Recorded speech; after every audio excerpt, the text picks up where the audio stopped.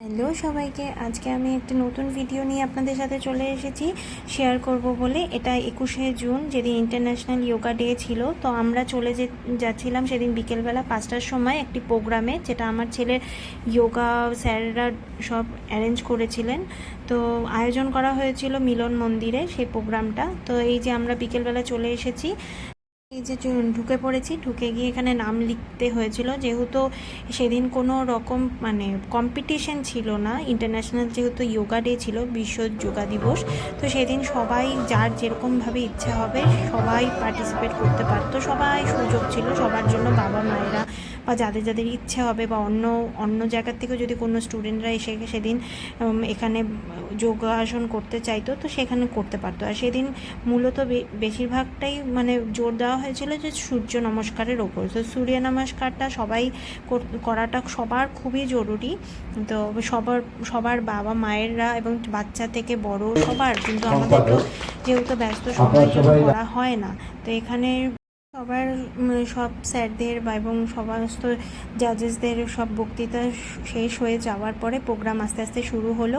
আর যে ডান্স করছে, যাকে দেখতে পাচ্ছেন, এ হলো স্যারের ছোটোবেলার থেকে এখনও পর্যন্ত শেখা একটি স্টুডেন্ট, যে খুব ভালো ডান্স করে।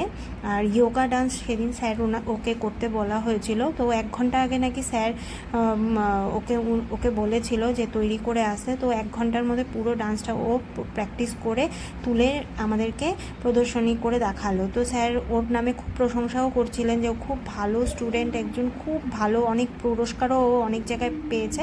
তো ওর প্রোগ্রামটা শেষ হওয়ার পরে যে সমস্ত বাচ্চারা যে যা পারবে সেদিন ইচ্ছে মতো, নিজেদের ইচ্ছে মতো এখানে যতগুলো যোগা পারবে এখানে দেখাতে পারবে।